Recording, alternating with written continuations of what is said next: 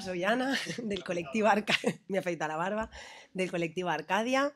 Vamos a empezar con la mesa sobre educación como vía de emancipación de las mujeres. En primer lugar hablará Laura Sánchez Blanco, profesora me he perdido ya, en Historia Moderna de la Universidad de Salamanca, la cual tiene una serie de publicaciones en referencia a este tema y dedicó su tesis. Bueno, muy bien.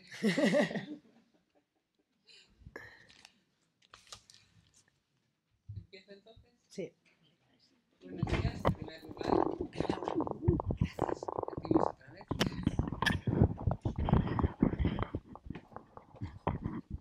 Buenos días. En primer lugar, quiero agradecer al comité organizador la invitación a estas jornadas porque rinden homenaje a una organización que ha sido olvidada por la historia. Entonces yo voy a intentar contribuir a ello también, aportando mi granito de arena. Para mi tesis doctoral, como bien decía, investigué en parte Mujeres Libres. Me parecía una organización pequeña y pensé que lo iba a saber todo. Sin embargo, fueron más dudas las que me surgieron. Es algo que está ahí por investigar, quedan muchas parcelas por descubrir y yo animo a todos los investigadores a que sigan su trayectoria, porque es muy interesante, como veremos a continuación. El título, como bien decía, es En aras de libertad, la propuesta educativa de mujeres libres. ¿Por qué? Porque la educación es la que capacita a la mujer, la que la hace libre y la libera de esa esclavitud a la que se encuentra sometida. Cabe destacar que en estos últimos años sí se ha suscitado un interés creciente por aquellos estudios relacionados con la participación de las mujeres en la historia. Cada día pues, descubrimos nuevos nombres, asociaciones femeninas con experiencias vanguardistas, incluso organizaciones que se movilizaron precisamente para darle ese lugar visible a las mujeres en la sociedad. En palabras de Palomo Ramos, hemos pasado de una historia sin mujeres a una historia de las mujeres, pero esta sigue siendo incompleta. Si nos centramos en el periodo histórico de la Segunda República y la Guerra Civil, nos encontramos nos encontramos con un mayor protagonismo hacia esas organizaciones que hicieron más ruido. Hicieron más ruido porque tenían más poder, tanto político como económico. Aquellas que eran buenas oradoras se dieron a conocer más pronto, como el caso, por ejemplo, de la Pasionaria, ¿no? O aquellas que eran familiares de los dirigentes, como Pilar Primo de Rivera, al ser hermana del fundador. Son nombres que nos suenan a todos, que conocemos más. Sin embargo, todavía no se conoce bien el nombre de Lucía Sánchez Aornil, Mercedes Coma Posada y Amparo Poch y Gascón, que son las fundadoras de Mujeres Libres. En pleno periodo en plena guerra civil, nos encontramos precisamente ese problema, ¿no? Que no se valoran tanto los proyectos femeninos como la capacidad de movilización. A las mujeres lo que se les pide es que respalden a esos partidos políticos. Les hacen muchas promesas, ellas desgraciadamente se las creen y engrosan las filas. Por este motivo es tan importante rescatar a estas mujeres, a mujeres libres, porque han desaparecido del mapa como si nunca hubiesen existido. Y fueron las únicas que gritaron a los cuatro vientos la palabra libertad, las que decidieron luchar por su cuenta propia. Ellas se sentían incomprendidas en el aspecto económico, si es verdad que tuvieron el apoyo de la CNT, pero ellas sentían que esa lucha la tenían que vencer solas porque habían recibido muchas críticas y no comprendían del todo esa discriminación femenina. Por eso es muy importante seguir aportando todos esos estudios que se puedan a la historia de mujeres libres. Las pioneras fueron Mary Nash, Martha Ackelsberg, pero como os comentaba, quedan muchos datos por descubrir de esta agrupación. Estas son las tres fundadoras. Tenían que aparecer sus caras, aunque algunos ya las conozcan, pero repito, yo cuando pregunto a mis alumnos sobre estas mujeres, las desconocen realmente. Destacar que ellas fueron las impulsadoras de una revista de cultura y documentación social impresionante. Antes de agruparse como organización, decidieron crear esa revista porque tenían que lanzar un mensaje a las mujeres. El mensaje era esa discriminación, ¿no? estamos aquí, que sepáis que se ha abusado de las mujeres a la historia, se las ha quitado del medio. Entonces os vamos a explicar los pasos que tenéis que seguir para ser mujeres libres. Como os decía, la revista va a ser ese medio de captar a las mujeres. Montero Barrado también lo recoge muy bien en su estudio. Y la agrupación va a ser el lugar donde se capacite a las propias mujeres. Encontramos la captación con la capacitación. Si nos centramos en los primeros números de la revista antes de que empezara la Guerra Civil, vamos a ver que esa revista se recogen todas las teorías que se desarrollan posteriormente. Es una revista escrita exclusivamente por mujeres, donde se denuncian esos casos de discriminación y se anuncia que el propósito es liberar a las mujeres de esa triple esclavitud a la que se encuentra sometida. Lucía Sánchez Ornil es una escritora increíble y utiliza un lenguaje muy cercano, ¿no? Cuando te dice, miles de mujeres tienen que reconocer su propia voz, porque esta voz ha estado silenciada por la historia. Ese llamamiento que hace a las mujeres, pues como que llega, ¿no? Y eso lo veremos en la organización, por el número, por el número de inscripciones que llegaron a registrar.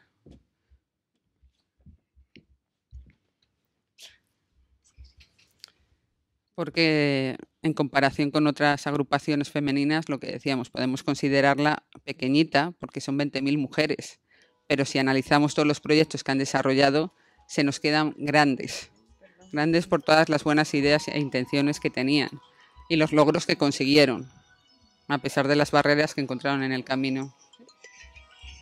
Sí. Este es el proyecto pionero, ¿no?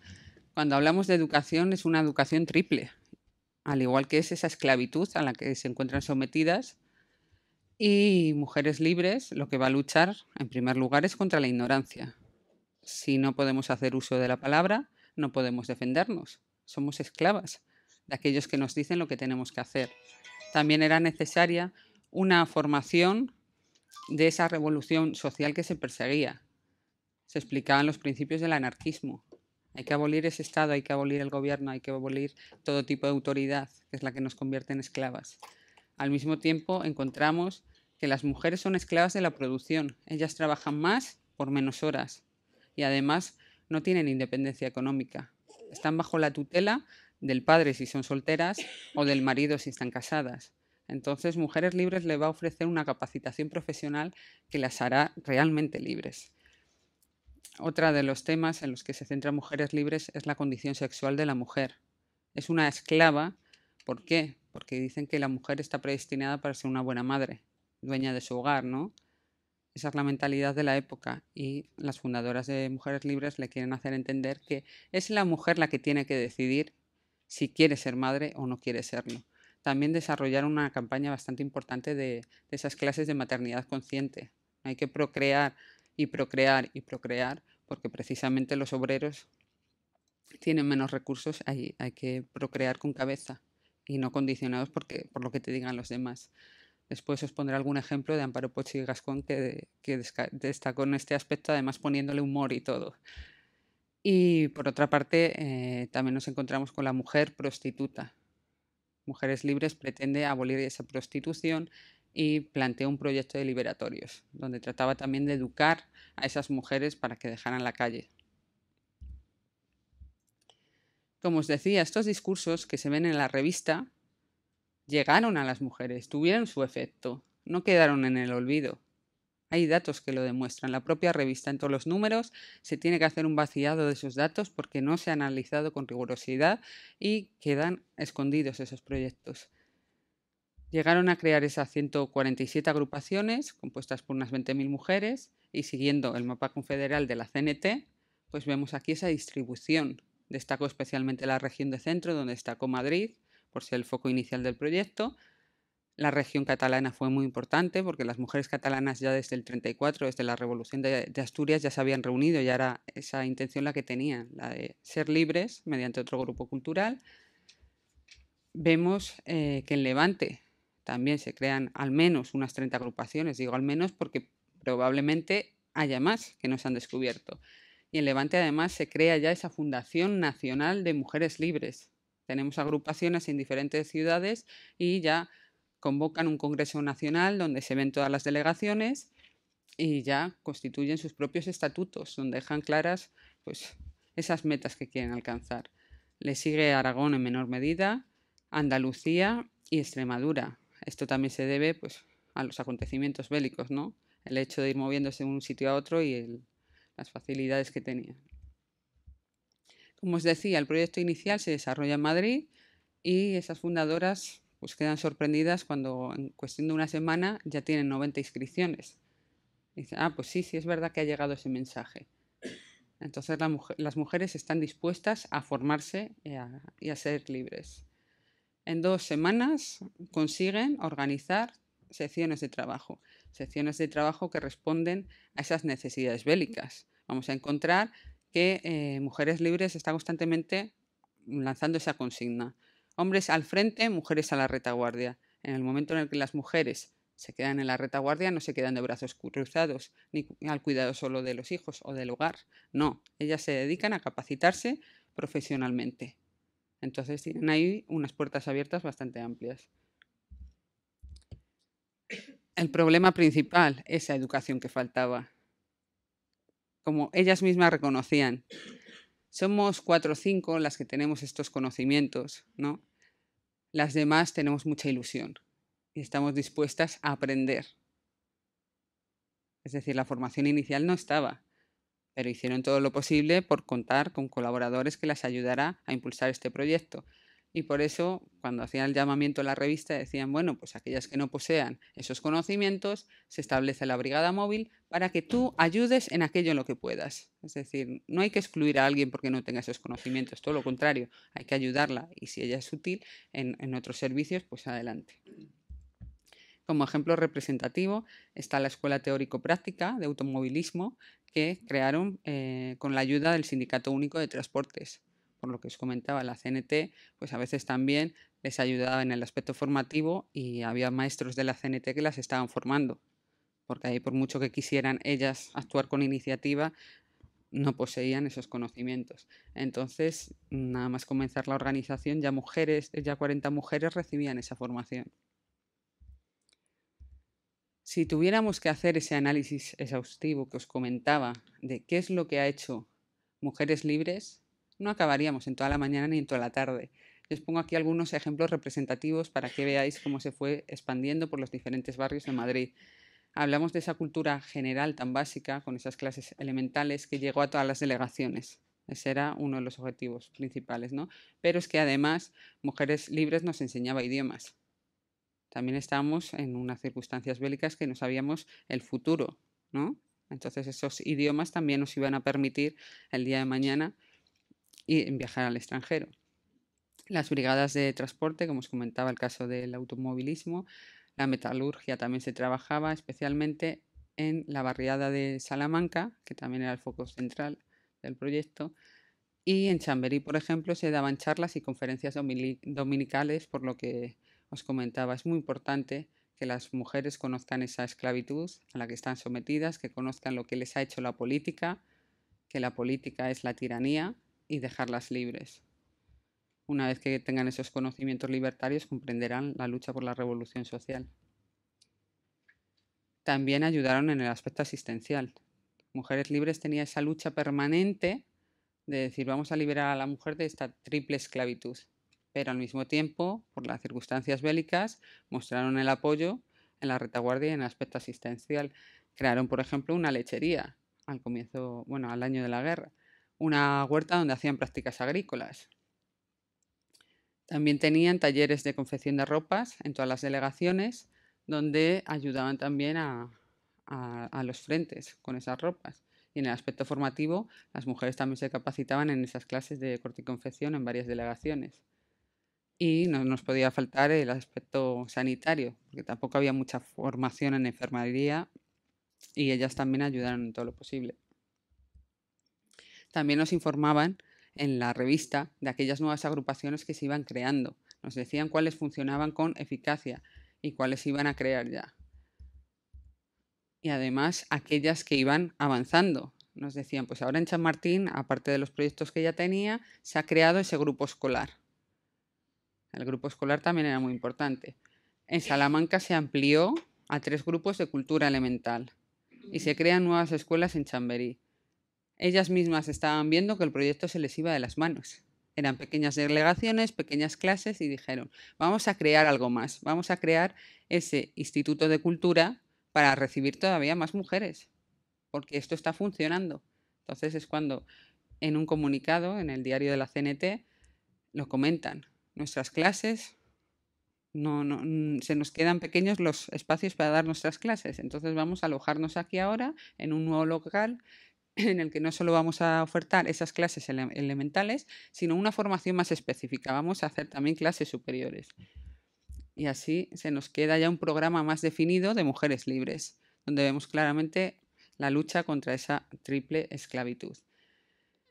En aquella época vemos que el analfabetismo femenino era superior al 47%. Por tanto, el hecho de aprender a leer y a escribir era fundamental. Mujeres Libres a veces recibía cartas de mujeres que no podía publicar en la revista porque lo decía. Dice, es que todavía no sabe ni escribir. Sin embargo, en el momento en que empezaron las clases, se le hacía una entrevista a una maestra y decía, en un primer momento no sabían eso, escribir bien ni la letra. Después soy yo la que ya no puede ni alcanzarlas.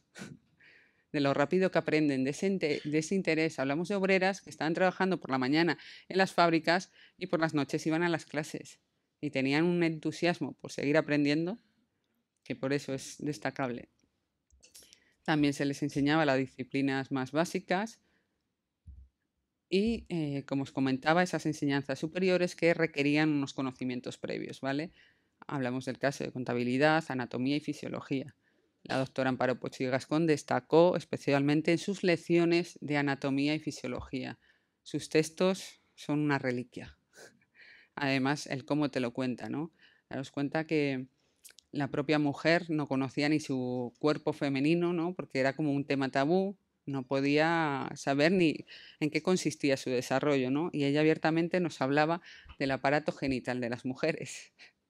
Es que tienen que formarse en esos aspectos también, si no se conocen a ellas mismas, o incluso para la prevención de enfermedades, ¿no? Y nos cuenta, he recogido aquí un caso muy, muy gracioso por eso, ¿no? De una mujer que tenía muchos dolores en su aparato genital, acudió al médico, tuvo que ser operada y cuando la operaron la muchacha era feliz porque ya se le habían quitado los dolores. Pero claro, no se podía ir así sin más. Si su himen estaba roto, había que pedirle el certificado al médico de cómo había perdido esa virginidad, para que veáis hasta qué punto se tenía que llegar, ¿no? Y añadía Amparo Poch y Gascón el siguiente comentario, ¿no? Hoy estamos convencidos, aunque no todos, de que la honra y la pureza son algo más que la integridad de una membrana. Evidentemente, la moral de la mujer no se podía limitar a eso, ¿no? Una mujer impura ya tachada de por vida.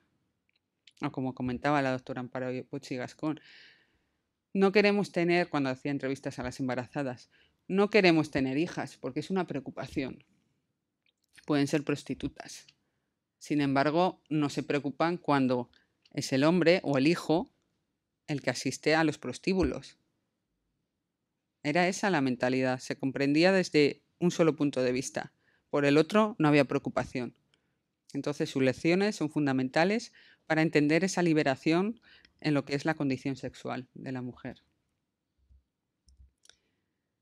En cuanto a la formación profesional, también nos encontrábamos otras profesiones más técnicas y agricultura, enfermería, secretariado, mecanografía, taquigrafía y haciendo referencia otra vez a la puericultura, era muy importante formar a los niños y a las niñas del mañana, porque ellos serían los responsables del futuro, ¿no? Siempre estaba el lema de los niños de hoy serán los hombres del mañana. Y es verdad que si tú ya adoctrinas, ya manipulas a esos niños, ya le dices cómo tienes que pensar, le dices lo que es bueno y lo que es malo, pues al final acabarán siendo los mismos tiranos que han sido los padres y se aprovecharán de esa situación y explotarán al oprimido. Entonces, si les enseñamos desde niños, no se repetirán los mismos errores cuando sean adultos. Insistían mucho también Mujeres Libres eso, en la formación de los niños, en la formación de los maestros. Hay una gran pedagogía detrás que tampoco ha sido tan reconocida. En cuanto a formación profesional, seguimos. También preparaba pues, a personal técnico en actividades gastronómicas relacionadas con la cocina y esas clases de corte y confección que eran tan necesarias por el tema bélico, que había que preparar las ropas para los soldados, para los niños, etcétera. Esta foto os la he puesto porque es muy bonita, ¿no? Se ve ese trabajo de las mujeres en el taller, que nos parece tan lejana, pero que si lo miramos hoy en día también decimos cuántas mujeres hay en un taller de mecánica. Y si la ves, ¿qué adjetivo recibe? ¿No? Entonces, ver que estas propuestas han existido hace tanto tiempo y que en ciertos aspectos seguimos igual. Aquí os tengo destacado que son muchas más las actividades que hay en la revista.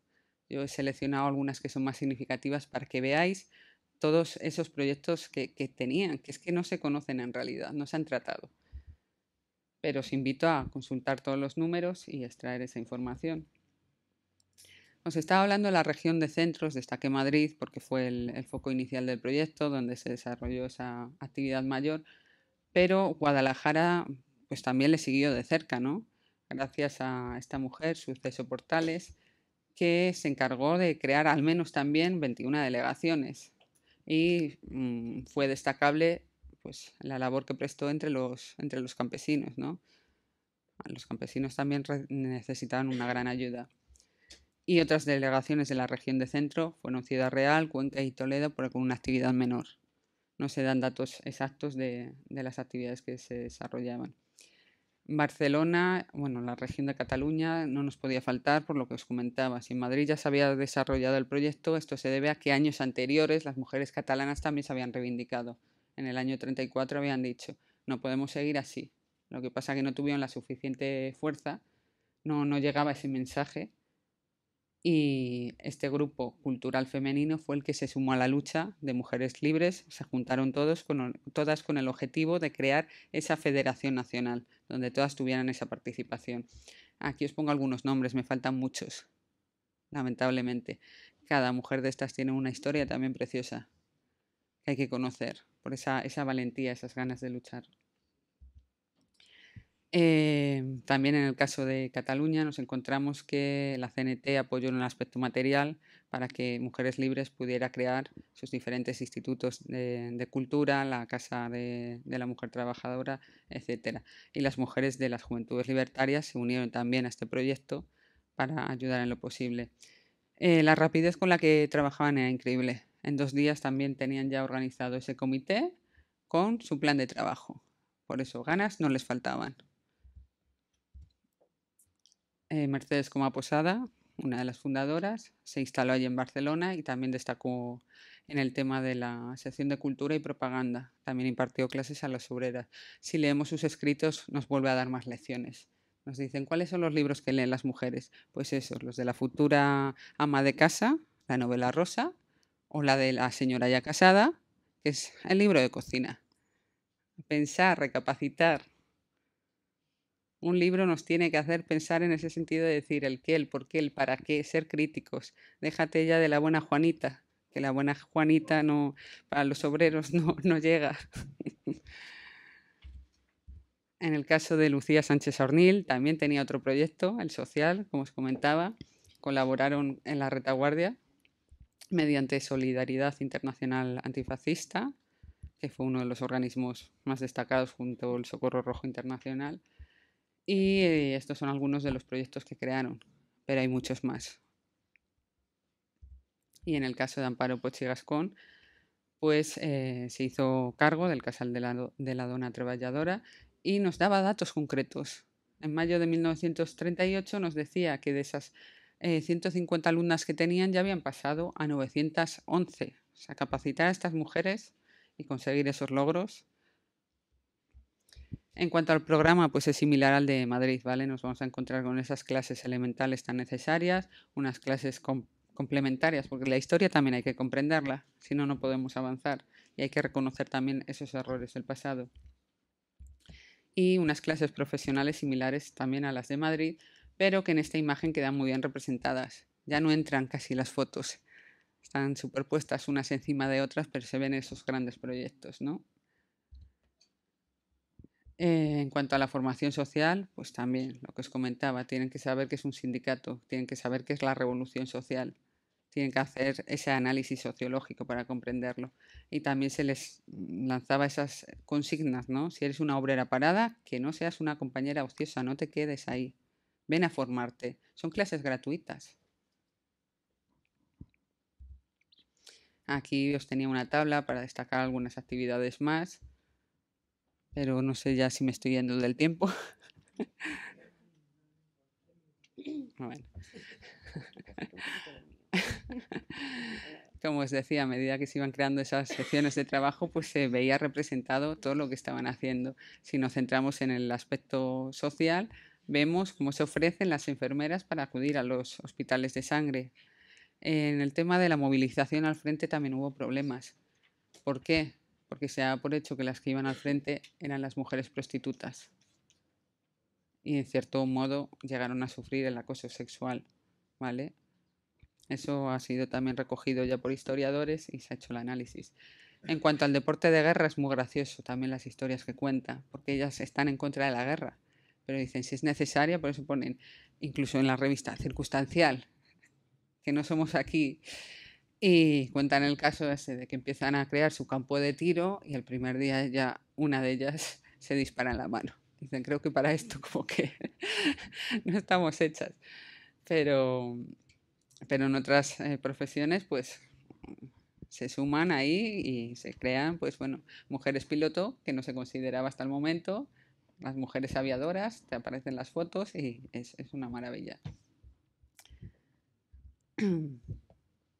En cuanto a la región de Levante, que era la que le seguía en número, nos vamos a encontrar que las primeras noticias pues las vemos a partir de mayo del 37 en lo que es la revista. Y el esquema es similar, ¿no? Vamos a ver esas clases elementales, las clases de puericultura y las secciones de trabajo. También es muy gracioso en el tema este de la puericultura y el amor libre, que te dicen la mujer no tiene por qué estar subordinada al marido, tiene que tener esa capacidad de elección para estar con quien quiera.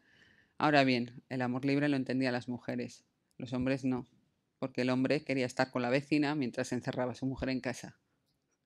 Esto es contra lo que luchaba también Mujeres Libres. Parece que este mensaje no se ha entendido del todo, pero bueno, como a la tarde también hay otras ponencias relacionadas con el tema, no me detendré mucho en estos aspectos. Aquí en la región de Levante llama la atención pues, el papel destacado en la sección de propaganda porque las mujeres se dedicaron a recorrer los pueblos y en difundir ese mensaje, ¿no? Que llegara a todas las mujeres. Se llegó a celebrar un mitin en Valencia en la que intervinieron estas tres personas, María Jiménez, Lucía Sánchez Arnil y Federica Monseni, que fue la primera mujer ministra de Sanidad, ¿no? Chocaba un poco en el planteamiento con Mujeres Libres porque consideraba que no era necesaria la lucha durante esa guerra, que si se ganaba la guerra, se ganaba esa revolución social, ya la igualdad llegaría automáticamente. Entonces era como el fin justifica los medios o no. Eran posturas diferentes. Las apoyaba en cierto modo, iba de invitada a las ponencias, pero no quería formar parte de esa agrupación. Como os decía, ese meeting que se da en Valencia se da con motivo del Congreso Nacional en el que se reúnen todas las delegaciones, se crea ya esa Federación Nacional de Mujeres Libres y se establecen en los estatutos los principios fundamentales. Hay que crear esa fuerza femenina que sea responsable, que nos traiga ese progreso y hay que establecer a este efecto escuelas, institutos, ciclos de conferencias. Cada vez que conseguían más cosas, más pedían, no se quedaban. Ya tenemos esto, ya nos plantamos aquí y ya que nos hagan la foto, como decía también Amparo Pochigas, con estas señoritas feministas que posan para la fotografía. Por eso no se declaran feministas, que luego ya ella tiene un libro muy curioso que ya comentará sobre... No, no lo iba a comentar. Bueno, sobre qué coño es el feminismo, porque es la pregunta que le hacían siempre. Entonces, bueno, también aquí se debatía en aquellos años quiénes eran las feministas y quiénes no, ¿no? En la región de Levante también podríamos seguir en lo mismo, ¿no? Detallando cada actividad que iban desarrollando, cómo se formaban.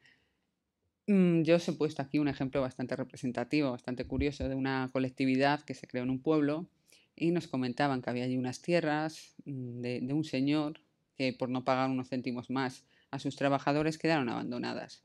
Prefería dejarlas ahí a soltar más dinero, ¿no? Por poco que fuera. Entonces los anarquistas aprovecharon esas tierras y dijeron, bueno, con lo poco que tenemos nosotros, entre todos, vamos a trabajar las tierras, vamos a tener aquí unos alimentos y fueron unas 800 familias las que asistían a las asambleas y las que conseguían pues repartirse lo que iban sacando, ¿no? Que además se daba la carta familiar para repartir en función de las necesidades de cada familia. Y pues Mujeres Libres nos contaba su experiencia, de que ya estaban trabajando en la carnicería, de que tenían también su peluquería, de que estaban trabajando el tema de la agricultura, ¿no? Nos iban comentando todas las actividades. O sea, que poco a poco lo iban trabajando y lo iban consiguiendo.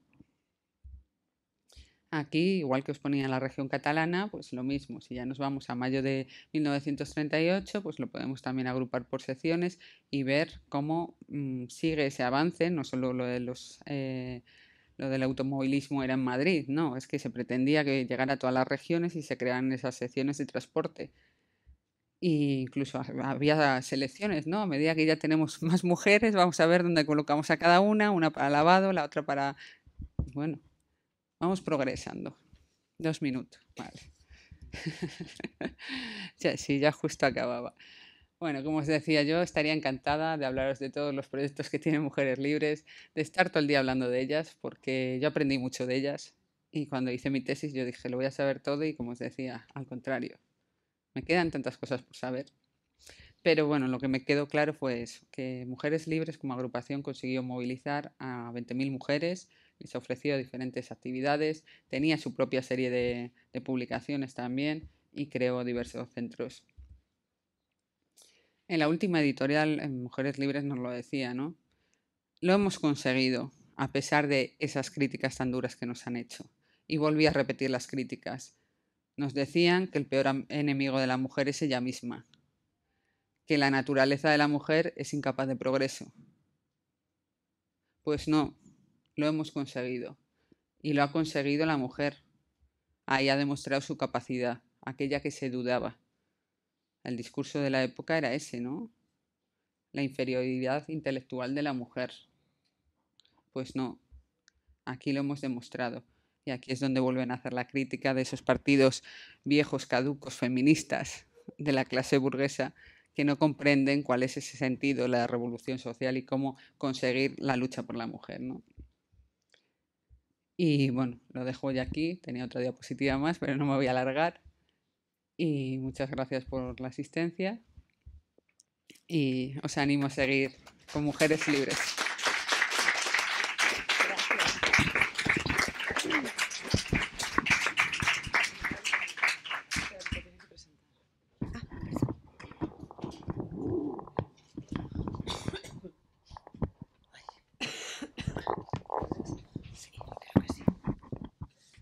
Gracias, Laura. Ahora os presento a María Ángeles García Maroto, periodista y escritora que expone la educación como idea revolucionaria. Es diplomada en Magisterio, licenciada en Pedagogía y doctora en Ciencias de la Educación. ¿No? ¿Te lo he cambiado? Me lo han pasado mal. ¿No? Pues es periodista y escritora, si no, preséntate tú. Que presente ella. ¿Sí? Que presente ella. Vaya, ¿qué tal?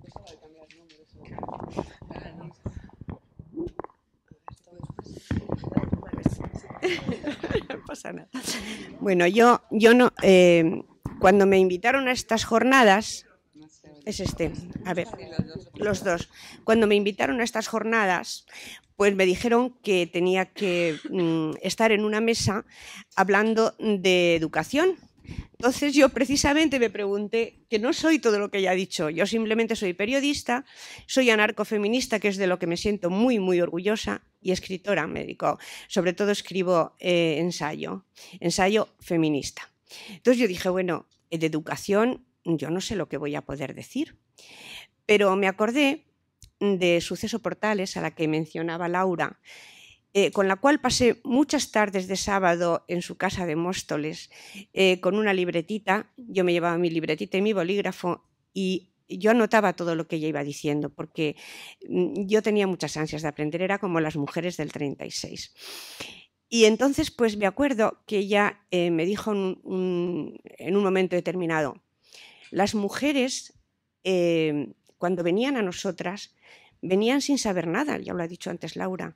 Nosotras teníamos que enseñarles desde escribir y leer hasta cómo cuidar a los hijos, hasta cómo tenían que comportarse en muchos momentos. Dice, pero no se daban cuenta, el poder no se daba cuenta de que la educación puede hacer esclavos, pero también puede hacer gente libre. Entonces nosotras dijimos, las mismas herramientas que ellos están cogiendo, las vamos a coger nosotras para hacer la labor contraria.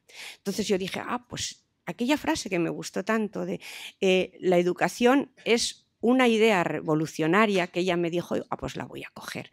Yo creo incluso que es más, es un arma revolucionaria, como decía de la poesía Celaya.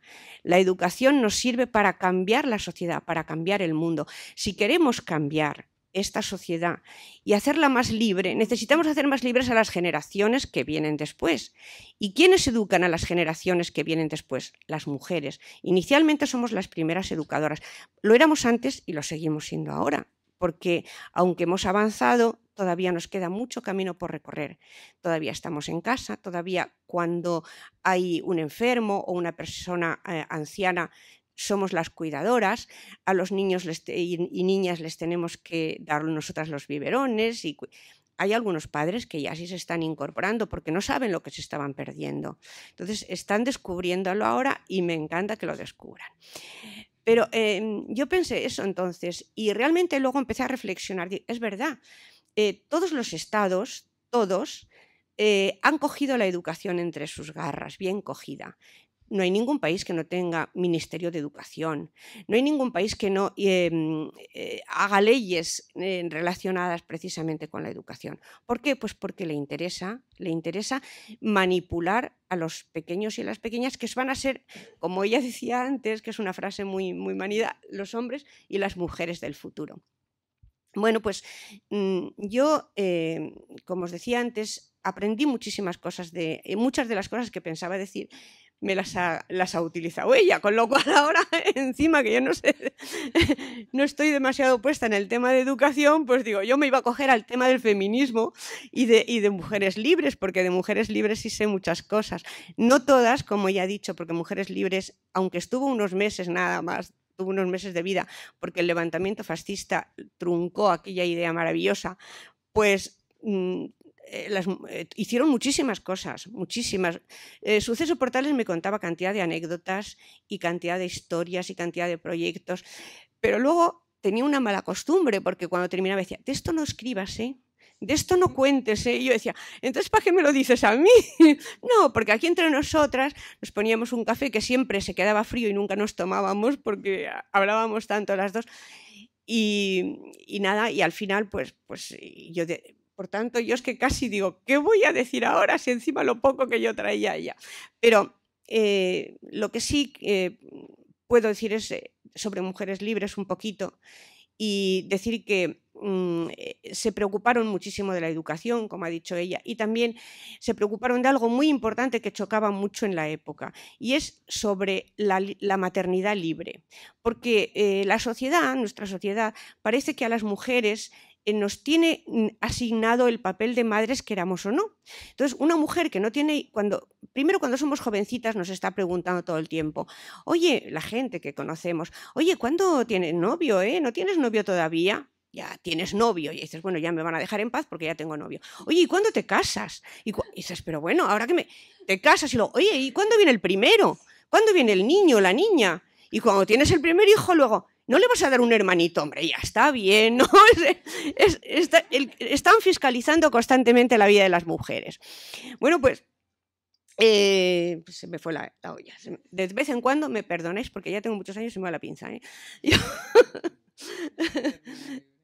Bueno, que Sí, que quería, sí. Entonces quería, la maternidad precisamente fue una de las cosas que les preocupaba mucho a Mujeres Libres, porque querían que las mujeres fuesen madres cuando querían ser madres. Y si no querían, pues no era necesario, que no se valorase tanto la maternidad, que era una faceta más de nuestra vida.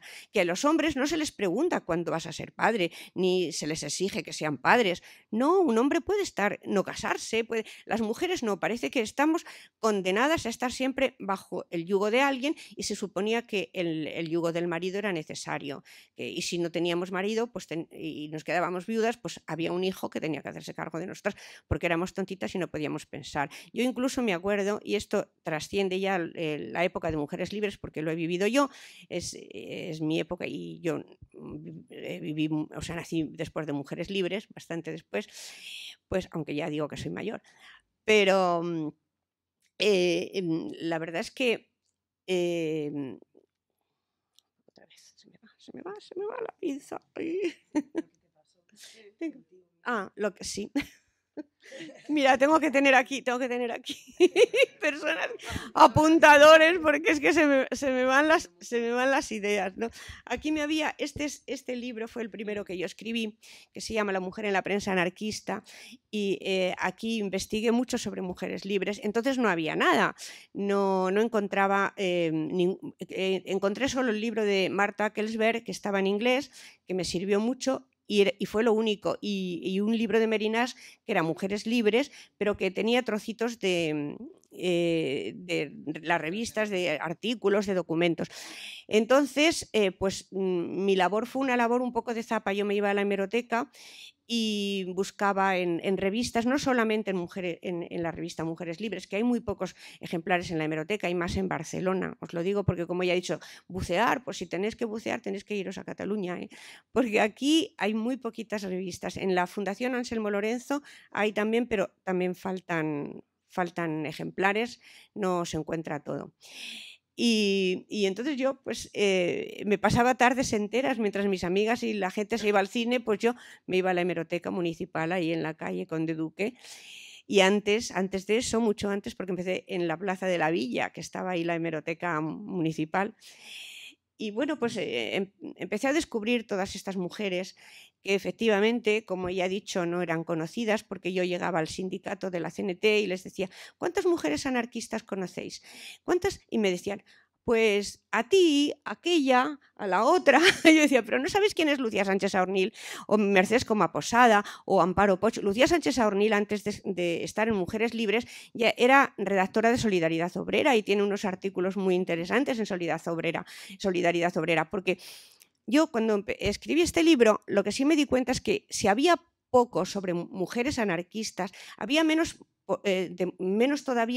información de mujeres que habían vivido antes de Mujeres Libres. Y yo dije, pero vamos, es que se pisó el suelo, empezaron a surgir mujeres libres. No, existían también y se habían ido preparando antes. Entonces, estas mismas mujeres, Amparo Poch y Lucía Sánchez Aornil o Mercedes Coma Posada, todas estas mujeres tenían una trayectoria, y entonces lo que yo quise es saber qué trayectoria habían tenido. Por eso mi libro termina en el 36, justo cuando se funda Mujeres Libres, y ahí dedico un pequeñito, no sé, 3 hojas o así, no llega a ser un capítulo, de Mujeres Libres, que hay tanto. Yo quise abrir camino y luego viene gente estupenda como Laura, que es capaz de continuar ese trabajo. Yo quería iniciarlo, decirles a las mujeres dónde teníamos que empezar y luego continuar.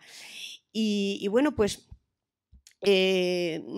antes os decía que antes de Mujeres Libres, de 1900 a 1936, hubo muchas mujeres. Por ejemplo, la madre de Federica Montseny, que se firmaba siempre con el seudónimo de Soledad Gustavo, pero que se llamaba Teresa Mañé, pues no sé, hay mucha gente que no sabe que fue la primera mujer en España que dirigió una revista. Y la dirigió, fue la Revista Blanca, porque su marido le condenaron al exilio, que no se marchó nunca, estaba en la casa en un sótano, y entonces cuando venía la policía se escondía y Federica Montseny, que era pequeña, salía a decir, mi papá no está, se ha marchado porque no le dejan estar aquí.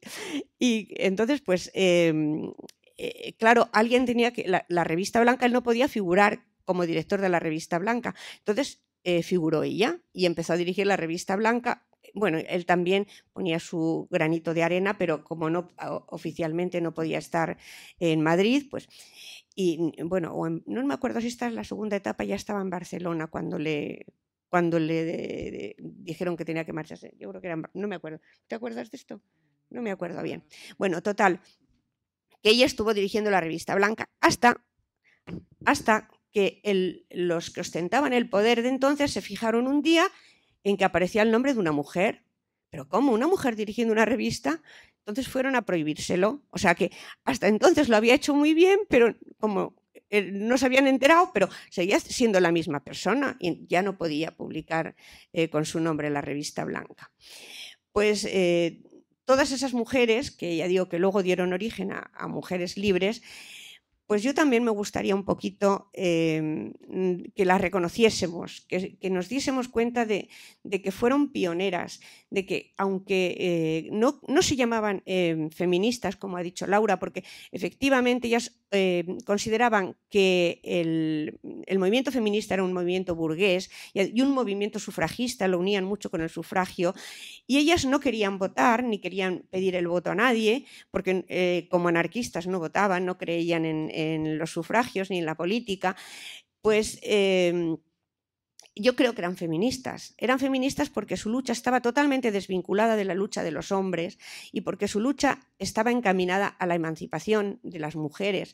Entonces, eso es pura y llanamente feminismo, que es lo que yo explico en ese libro que ya he dicho antes, que yo creí que lo confundía, yo lo he confundido con este, que se llama ¿Pero qué coño es el feminismo?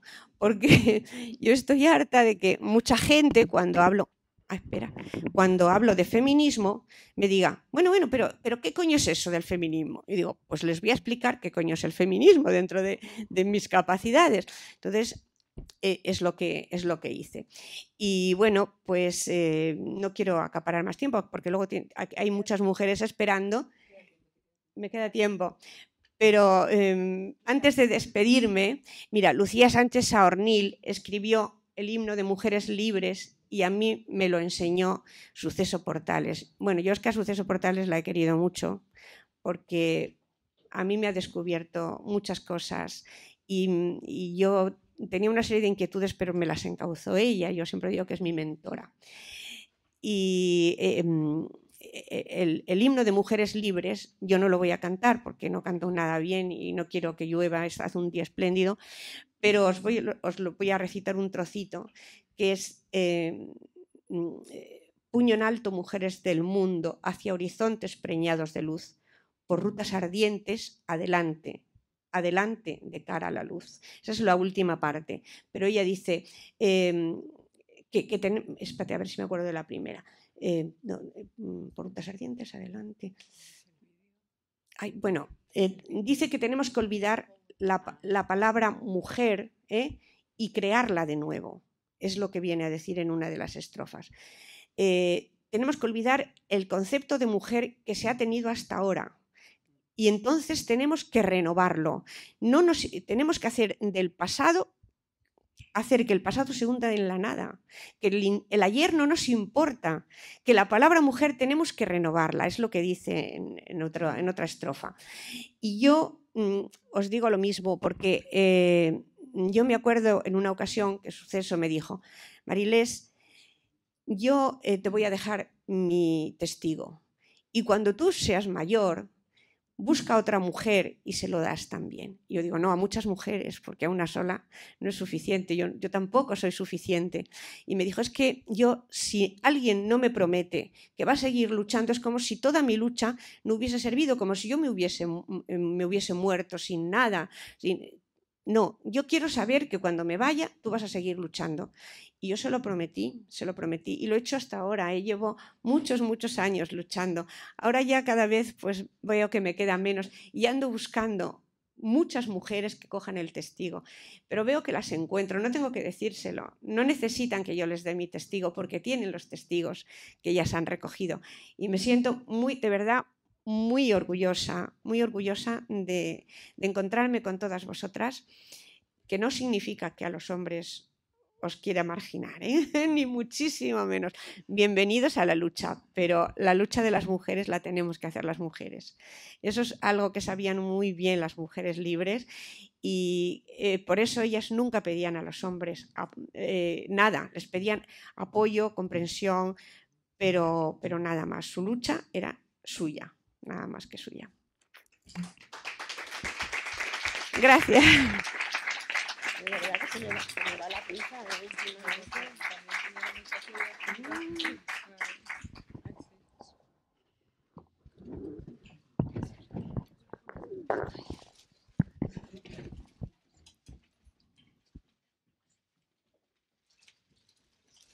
Bueno, ahora daremos paso a la última intervención por el Grupo Arcadia de Barcelona, en representación a mi colectivo hablará Noemí Valero y Rita Figueras. Y bueno, pedimos a el resto de nuestros compañeros, porque hemos venido prácticamente todos y todas, que suban aquí arriba a hacernos compañía. Va. Sí, subir. Bueno, si no queréis. No quieren subir. No nos quieren subir.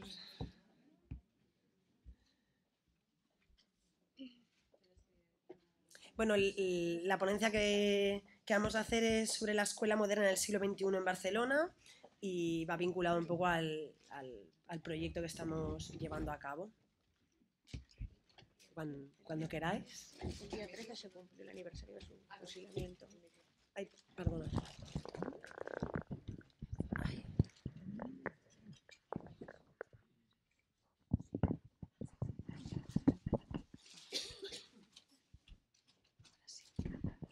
Bueno, la verdad es que nos lo habéis puesto muy fácil.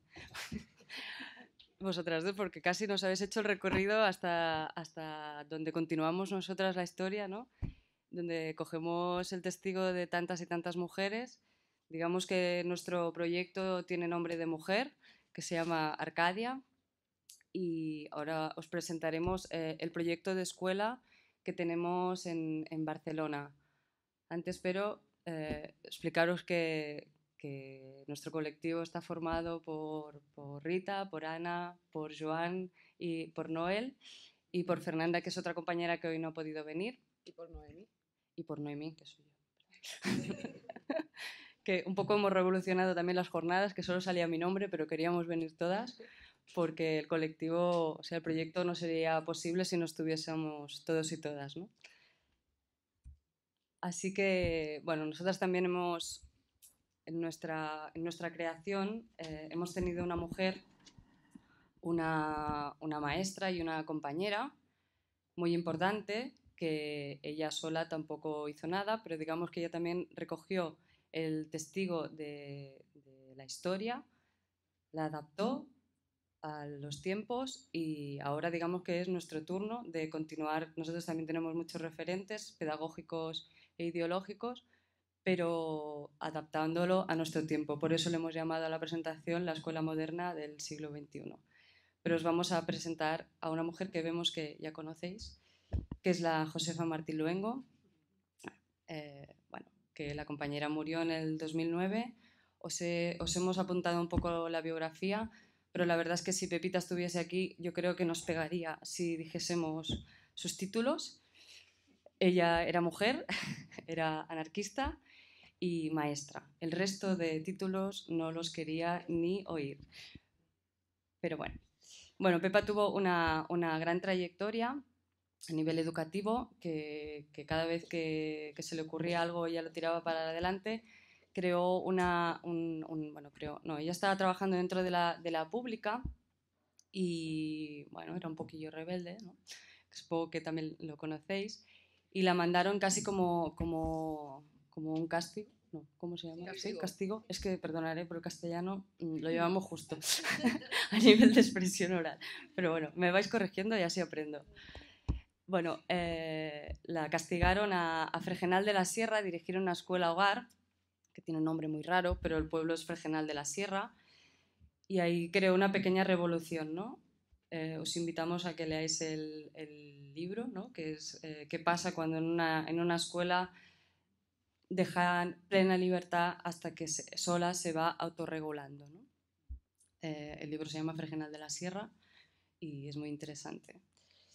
Bueno, crearon luego Paideia en el 78 junto con 2 mujeres más, que son Concha y María Jesús.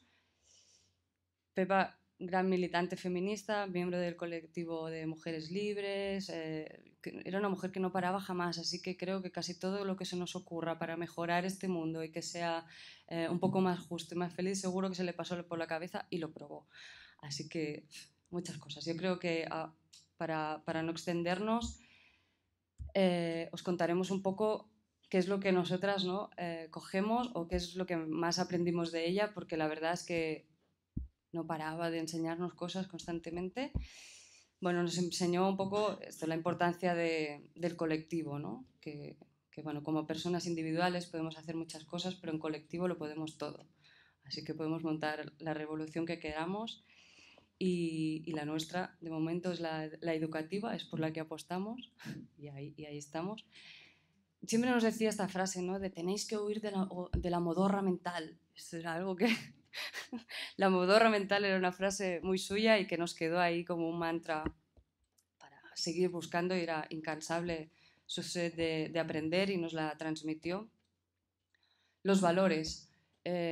Los valores que ella transmitía no eran solo a nivel teórico, sino que nos transmitió mucho el valor de vivir los valores, ¿no? Esos valores se transmiten a través del día a día, no solo se transmitía en la escuela, sino compartir una comida con ella era esa pequeña revolución, ¿no? Que el mundo se cambia a partir de tu lado, ¿no? Si todas hacemos lo mismo, vamos a cambiar el mundo, pero no podemos cambiar el mundo porque es un poco grande, creo. Entonces, si cambiamos el mundo desde nuestra cercanía, lo conseguiremos. Bueno, el ser y sentirse mujer, yo creo que ese aprendizaje ya lo traía de muy para atrás, de Mujeres Libres y por ella misma, así que no me voy a extender porque creo que con la frase ya nos entendemos. Y nos transmitió sobre todo el arte de educar, ¿no? Que, o sea, como un arte, ¿no? Esto no hay una sola manera de hacerlo y hay que estar creándola cada día, ¿no? Por eso, bueno, pues ahí estamos, creando la nueva fase a nuestro modo y pensamos que vamos a ser una escuela más y que ojalá se creen muchas más y que demos salida a tantas, no sé, a tantas necesidades como se tenga de escuelas. Nosotras traemos la nuestra, ¿no? Y esto nos lo decía con mucho cariño a veces y con mucha fuerza otras, y es que tenemos que luchar por la libertad, que la libertad jamás nadie nos la va a regalar, ni como mujeres ni como personas. Así que tenemos que luchar por ella y es como el camino que ella nos señalaba, ¿no? Hay que encontrar la libertad y bueno, luego os explicaremos un poco cómo entendemos la libertad y me había apuntado alguna cosilla más por aquí porque la lista era interminable. Bueno, y luego la no aceptación de ningún tipo de violencia, de ningún modo.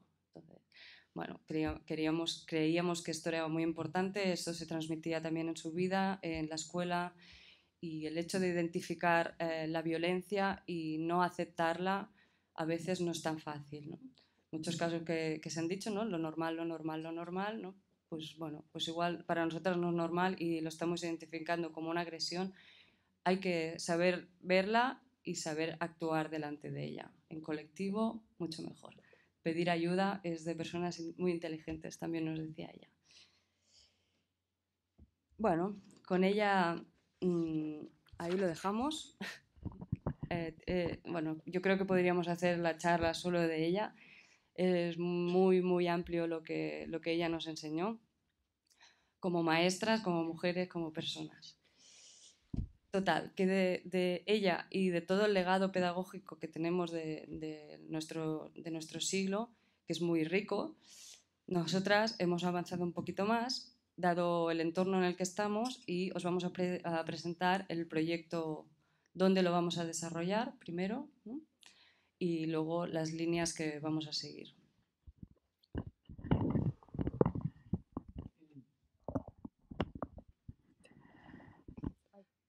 Bueno, sí. Si quieres poner lo anterior un momento solo para presentar. Os vamos a poner un vídeo explicativo un poquito de Can Batlló y luego pasaremos a explicar con más detalle. Sí, podéis ponerlo ya.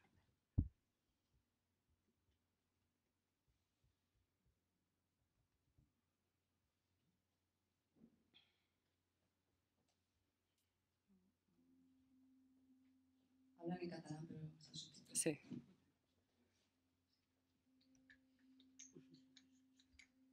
Perquè Can Batlló és molt senzill. És el que podríem dir la reserva d'equipaments i zones verdes que va arribar a la Borreta.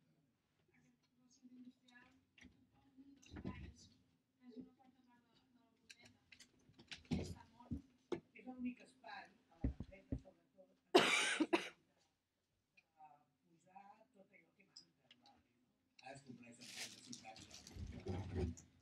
Es va dir que aquesta zona hi hauria equipaments i zona verda. S'han anat posposant, s'han anat edificant i estem a hores d'ara que sense equipaments, sense zones verdes i sense el que els veïns i les veïnes ens agradaria. Darrerament, veient que no es movia cap peça i que fins i tot s'havia tornat a renegociar amb la propietat una cessió encara més gran de terreny per fer construcció de pisos d'especulació, pisos privats, pisos de luxe, a més, va fer que la plataforma, que sempre havia estat existint, però a vegades en estat latent, es reactivés. L'Ajuntament estava molt entusiasmat perquè ens va parlar ja que el 2009 començarien les obres i vam dir, bueno, doncs sí, us deixem plaç de 2 anys fins al 2011.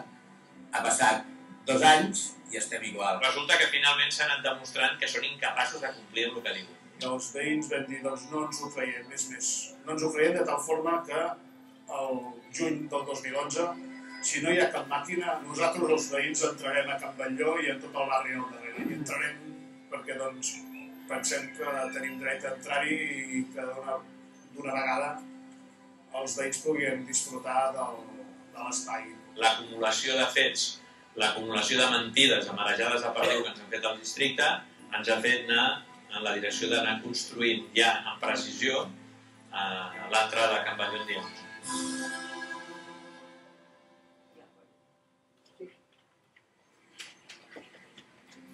Hem estat molts anys que quan diu, bueno, Can Batlló, quan serà Can Batlló? És com allò, no sé com expressar-me, no? El regalo de Reis que li agradaria que es cristal·litzés, no? He parlat amb gent gran que diuen, ostres, és que no veurem Can Batlló, no ho veurem, no?, el que ens estan prometent. Però jo quan em diuen que porten 35 anys, si jo en un any ja s'ho he fet, ja dius, hòstia, va, quan arribarà l'11 de juny? Vas a les reunions de l'Ajuntament i penses, va, que donin alguna bona notícia, que facin algun pas i no fan res. De fet, es tracta de recuperar allò que és nostre. Si fa 35 anys se'ns va prometre, a ningú li entra al cap que després de 35 anys se'ns pugui demanar que no estiguem cabrejats i que no entrem per demostrar que volem aquest espai d'una vegada. Perquè doncs, com no ens podem refiar de l'Ajuntament ni dels que el porten, perquè doncs, fins que no és un problema per ells no desencallen les situacions, doncs que ens hi pensem quedar i guanyar l'espai, conquerir-lo perquè és nostre i ens pertoca doncs, com està escriturat i en els planells generals de l'Ajuntament des de l'any 76.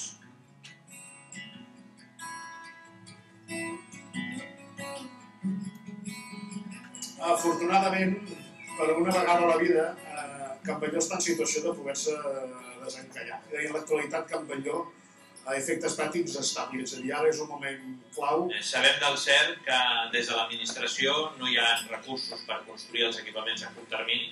El que sí que pensem és que, donat que no podem continuar esperant que sigui l'administració la que ens marqui el calendari, hem d'autogestionar, autoconstruir i dotar amb el que nosaltres puguem aquells espais d'activitat que puguem anar recuperant de l'interior de Can Batlló. Ja sabem que tot no es podrà fer, però almenys estem esperant que una petita part de Can Batlló ja sigui a partir d'ara del barri.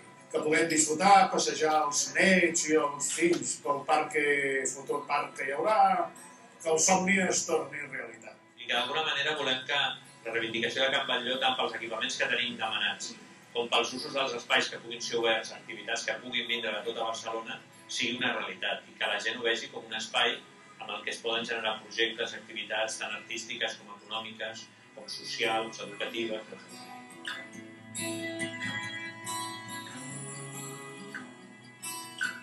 Des del meu punt de vista, jo penso que el fet d'entrar l'11 de juny a l'espai serà un canvi de cicle, des del punt de vista de que passarem de la realitat reivindicativa a la realitat constructiva. No sé què crec que passarà.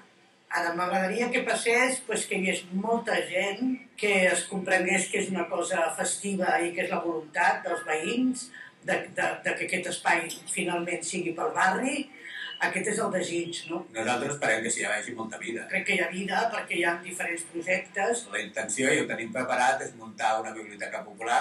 Tenim ja molts llibres cedits pels veïns i algun espai per joves. O sigui, això ja ho tenim pensat i ho posarem en marxa el mateix dia 11. I que serà una festa lúdico-reivindicativa com gairebé sempre s'han fet a Sants i a la Bordeta. Si ens mirem a la història o als històrics del moviment veïnal, doncs és així com es va recuperar l'espai industrial, és així com es va recuperar el Port Vell. És una oportunitat de demostrar que realment les coses canvien quan intervé la gent que les necessita. Si continuem esperant a que les nostres necessitats les estudiïn amb enquestes, les reflexin en programes electorals, les portin a l'Ajuntament i des d'allà quan tinguin peles i plans ens les apliquin, no tindrem mai les coses que necessitem.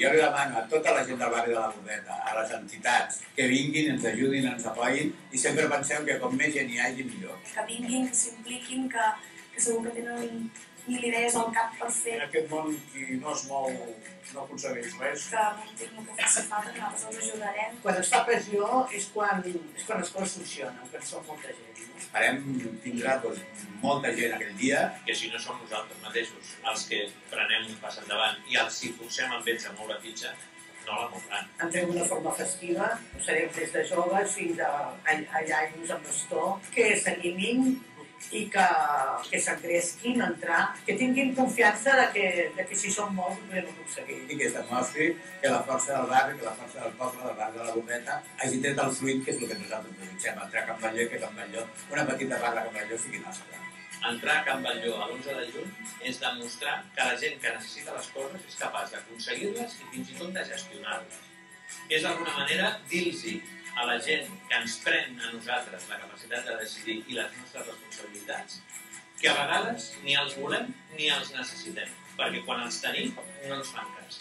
I per tant nosaltres el dia 11 ens farem a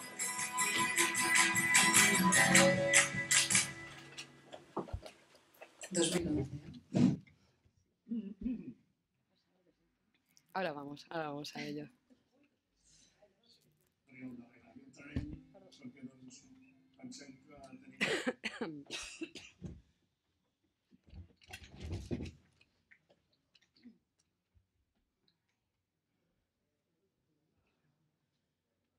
Bien, como habéis visto en el vídeo, pasa la siguiente.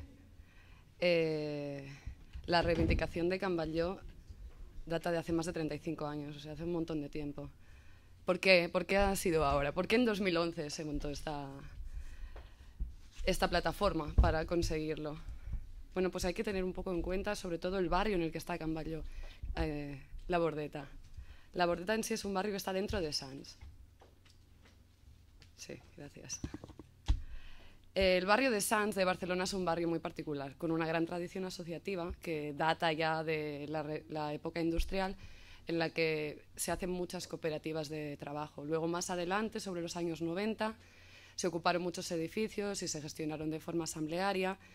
Y bueno, en fin, es un barrio con mucha tradición asociativa. Entonces hay que tener en cuenta que detrás de estas reivindicaciones también está toda esta fuerza reivindicativa del barrio. Bueno, entonces, ¿qué pasó? No sé si os habéis dado cuenta en el vídeo, explicaban que había, bueno, sale más adelante, se intentó especular con este espacio cuando hubo el boom inmobiliario. Este es el proyecto urbanístico que había. O sea, vale, muy bien. Pero llegó la crisis y no pudieron hacerlo, y entonces fue cuando esta plataforma, junto con toda la fuerza del barrio, se pusieron de acuerdo para dar un ultimátum al ayuntamiento y dijeron, si tal día, el 11 de junio, no habéis empezado a hacer las obras, nosotros entraremos, ocuparemos el espacio y lo autogestionaremos a nuestro modo para conseguir el equipamiento que necesitamos. ¿Qué pasó? Se puso un calendario que también salía en el vídeo, que se le llamó el tic-tac de Can Batlló. Era como una cuenta atrás hasta el 11 de junio para entrar.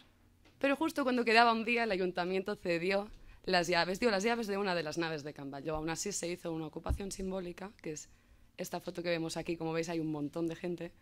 Eso es cuando se entró en Can Batlló. Incluso el cura del barrio tocaba las campanas. Sí. ¿Por qué? No sabemos, pero era una fiesta muy popular. Bueno, entonces, una vez que se entró en esa primera nave, se pusieron en marcha todos los proyectos que se han comentado. La Biblioteca Popular, se puso en marcha también, bueno, como veis ahí. ¿Sí? Es que desde aquí en la fotocopia no lo veo muy bien. El huerto, hay un huerto urbano también. Hay una carpintería, un taller de infraestructuras, bueno, un espacio de encuentro. Hay un montón de espacios ahí que están autogestionados. Pero el objetivo no era tener una nave autogestionada, queríamos más cosas. Entonces, como había un montón de naves todavía vacías, lo que se hizo fue un llamamiento a otros proyectos más grandes o que pudieran tener cabida dentro de ese barrio autogestionado. Y ahí es donde nos llamaron a nosotras, que habíamos estado participando individualmente en todo el proceso anterior, pero nos llamaron como colectivo Arcadia para entrar en Can Batlló, o sea, montar ahí nuestra escuela. Porque claro, no se trata de una nave, es un espacio de 14 hectáreas, el que tenemos ahí vacío y sin usar. Sí, digamos que ahora mismo tenemos esta parte. Ahora se ha empezado por aquí, pero bueno, esto es lo que hay. Y no es nada. Sí, es muy poquito en comparación a todo el espacio vacío que hay. Y bueno, si quieres tirar la siguiente, que a mí me gusta mucho. Ahí es donde irá Arcadia en un futuro, no muy lejano. Y ya, sí. Eso es donde estamos. Nosotros como colectivo llevamos trabajando en el proyecto desde el 2009, con todo lo anterior que hemos comentado, ¿no? La importancia de conocernos, la importancia de convivir juntas, de tener todos los conflictos que tengamos que tener ahora para tener tiempo, cariño y bueno, de todo para poder ir creando este equipo para luego poder estar en la escuela y ser un todo, ¿no? Compartir los valores, que las palabras son muy fáciles, pero luego las prácticas cada una las entiende como las entiende y hay que trabajar mucho a nivel personal para conseguir esto. Y por eso ya nos conocían y nos llamaron en el 2011 porque ya llevábamos una trayectoria como colectivo y con el proyecto creado. Bien, el proyecto de la Arcadia es un proyecto que va dirigido a todo el mundo. Esto queda muy bien, porque todo el mundo de acceso universal y tal, pero es nuestra inquietud, es una de nuestras inquietudes básicas, ¿no? Nuestra escuela va a ser la escuela de todos y de todas y va dirigida especialmente a las personas sin recursos. ¿Sí? ¿Nota? ¿Habéis creado un proyecto pedagógico en Can Batlló? Sí, el nuestro, el que ahora presentamos el proyecto, sí. Preguntaba si habíamos creado algún proyecto educativo en Can Batlló, igual no me he explicado, la Arcadia, ahora, bueno, es que es verdad, ahora cuando lo pase, ahí. Nuestro proyecto educativo, que va dirigido sobre todo a las clases populares, a las personas sin recursos, pero a todo el mundo, o sea, no se va a limitar la entrada por nada, en principio, a no ser que estemos ya llenas. Las etapas que vamos a recoger son las de parvulario, escuela e instituto. No sé si de aquí... Sí, lo que está muy estudiado es cómo lo vamos a implementar. ¿Por qué? Porque ahora os explicaremos un poco las líneas, pero es importante que empecemos con la parte de parvulario para que las dinámicas de la escuela las trasladen en las siguientes etapas. ¿Qué objetivos perseguimos en la Arcadia, ¿no? Lo que más queremos en nuestra escuela es que las personas, los niños y las niñas, las familias, el entorno social que pase por la escuela consiga ser una persona autónoma, con una mente flexible y crítica, con capacidad de adaptarse en cualquier situación, pero sabiendo ver dónde está, qué problema hay y qué quiero o no quiero hacer. O sea, no es cuestión de adaptarte a una situación y quedarte ahí con esa modorra mental que nos hablaba Pepa, sino ser capaces de analizar el entorno, ser críticas y decidir. Pues el siguiente punto es uno de los ejes importantes también, es la capacidad de elección, ¿no? Si nos pueden decir que podemos escoger, pero la capacidad de elección también hay que desarrollarla, y hay que desarrollarla desde la infancia según las capacidades que se tengan. O sea, un niño o una niña, pues le vas a pedir que decida si quiere una galleta o quiere dos, o si quiere poner una falda o un pantalón, o lo que ella pueda en ese momento evolutivo. Pero esto cada vez va a más, ¿no? Y hay que practicar en esa capacidad de elección. Así que nuestro objetivo es que esta capacidad se desarrolle desde la infancia hasta la muerte. Y otra cosa muy importante es la desmercantilización, vaya palabreja, de la infancia. Basta ya de que las criaturas sean producto del capital, de algún modo así resumido, ¿no? Que sean un producto numérico, que sean, no sé ya cómo, ayuda, sí, de producción, ¿sí? Que sean ellos y ellas mismas y que sean lo que quieran ser, y que no estén a disposición de ninguna empresa ni de ningún Estado. Entonces, ahí es donde hacemos el cóctel entre la historia y lo que sabemos ahora y lo que nos inventamos nosotras, y básicamente hacemos el cóctel y lo adaptamos a este entorno que habéis visto, que es un entorno muy, muy rico. Y como era muy complicado explicar un proyecto educativo que no existe y que además todos y todas hemos pasado por la escuela, hemos intentado hacerlo muy esquemáticamente y con cuatro ejes casi. El primero, bueno, diríamos la libertad, ¿sí? Y dentro de la libertad lo enmarcamos dentro de un marco autogestionado, que es cooperativo, la parte cooperativa, la parte del centro y la parte del aprendizaje. A esto nosotras le hemos llamado la triple autogestión. Me ha hecho gracia porque antes hablabas de la triple esclavitud. Digo, pues mira, ahí seguimos. Estamos bastante obsesionadas en el colectivo de la Arcadia en crear y no en señalar lo malo. Pero 5 minutos, vale, voy a ir muy rápido. A ver si puedo. Bueno, eje muy, muy importante. La libertad. Entendemos la libertad como una capacidad de desarrollar, igual que, y la elección sería un tipo. Entonces, la escuela se centra mucho en conseguir mayores cotas de libertad a través de la autonomía. Y esta libertad la entendemos bastante diferente a cómo la entendía Rousseau y el entorno así más burgués, ¿no?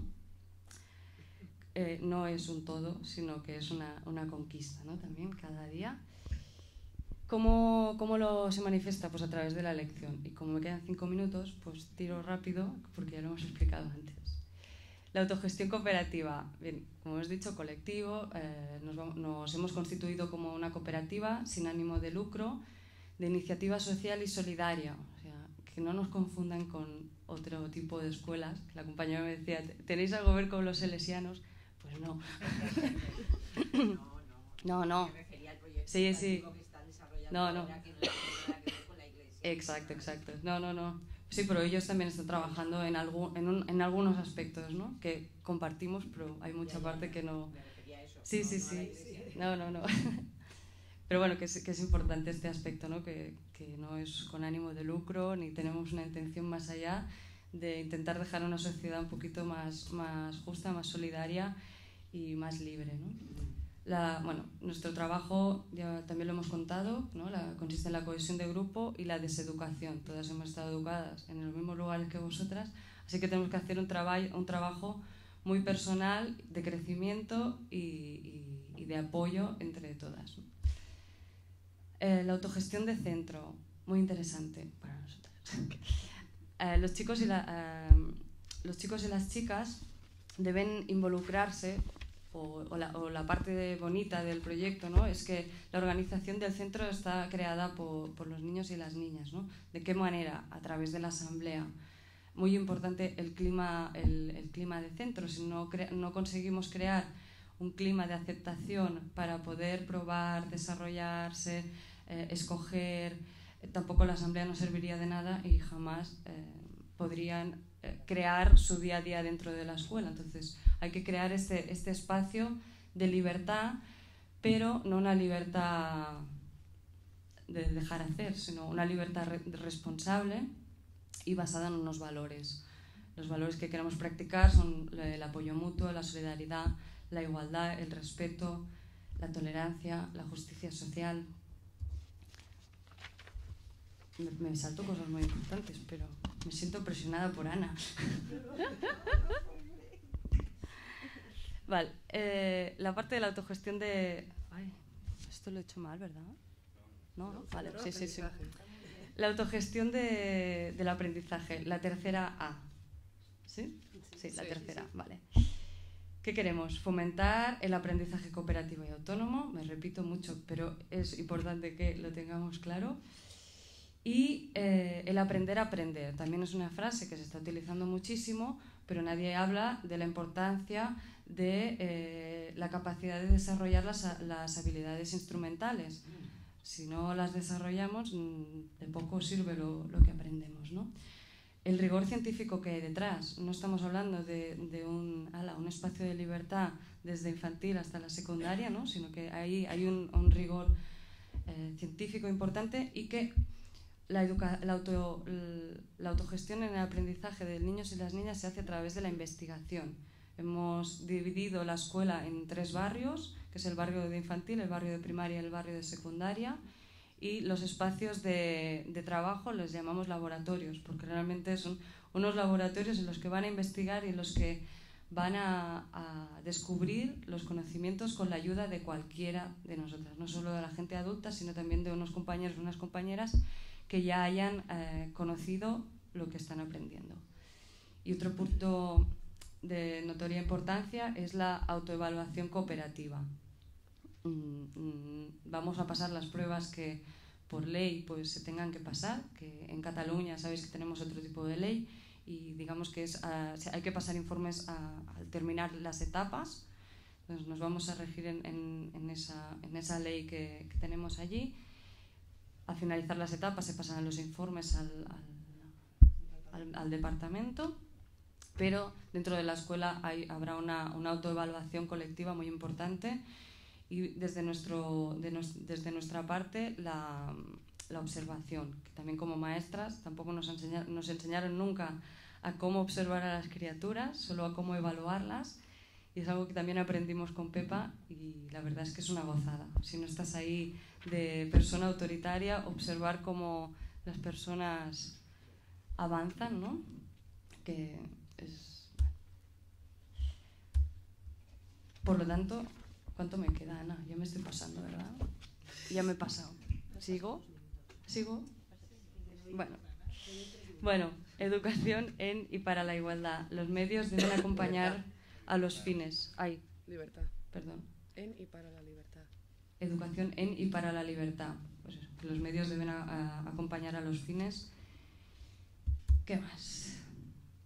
Bueno, lo que decíamos. Esto ya son frases, ¿no? El aprendizaje que vamos a desarrollar en la escuela va a ser a nivel práctico. Por eso el entorno es tan importante. La escuela va a estar en un entorno muy rico de personas adultas autogestionadas también y autogestionarias, y nos planteamos que esta escuela sea permeable, ¿no? Y que los conocimientos los podamos ir a buscar, los conocimientos puedan venir y sobre todo que nos pase lo que nos pase en la escuela lo podamos arreglar nosotras, ¿no? Desde una silla a aprender economía con los compañeros y las compañeras del COP50 a hacer nuestros juguetes con las arquitectas.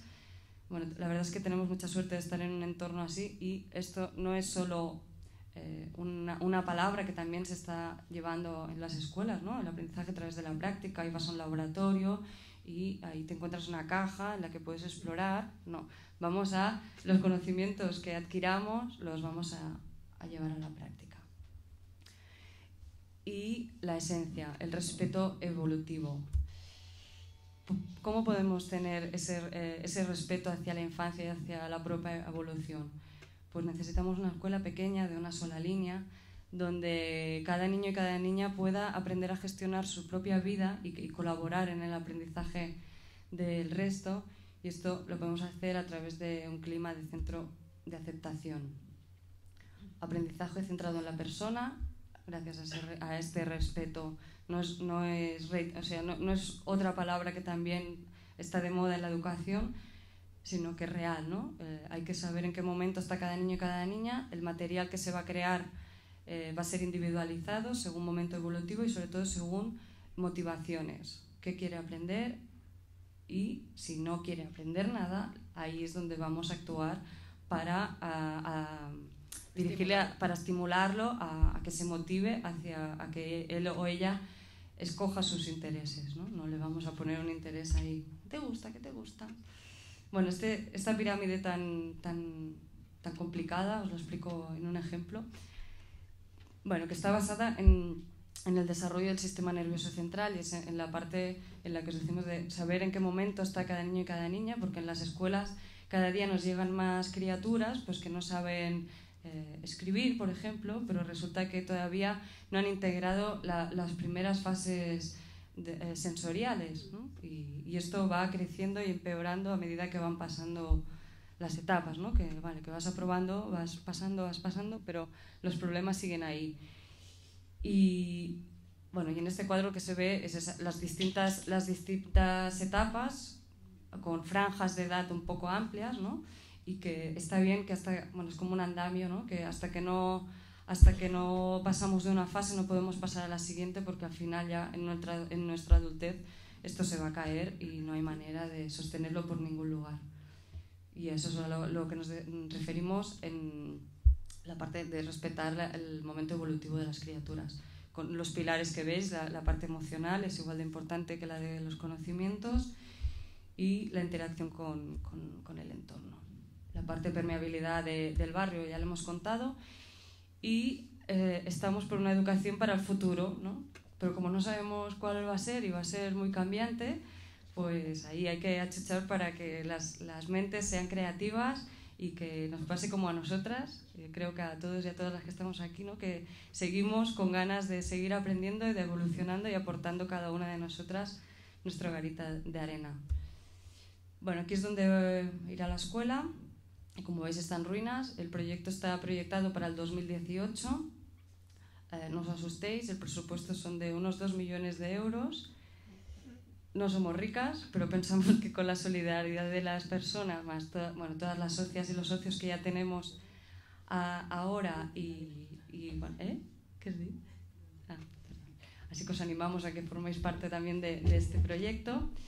Y es la visión de los arquitectos y las arquitectas del proyecto, que a destacar solo deciros que la estructura es igual de importante, la estructura física es igual de importante que la del aprendizaje, bueno, que condiciona ese aprendizaje. Tenemos que cumplir las leyes de estructura del Ministerio de aquí de Madrid, aunque las educativas de ahí son distintas, y nos obliga a tener una escuela enorme para una escuela pequeña. Pero bueno, estos son 3.000 metros cuadrados y lo que hemos hecho diferente es que todas las aulas van dirigidas al patio. La cocina y la parte del comedor y los baños es el eje central de la vida de la escuela. A través de la cocina podemos aprender muchas cosas y que todo va a ser como un queso gruyère. O sea, los espacios, los laboratorios... Ya, vale, Dios. Y terminamos con esta frase. El elemento más violento en la sociedad es la ignorancia. Así que gracias por vuestra atención. Os ponemos nuestro contacto, el de Twitter, y cualquier apoyo será bienvenido.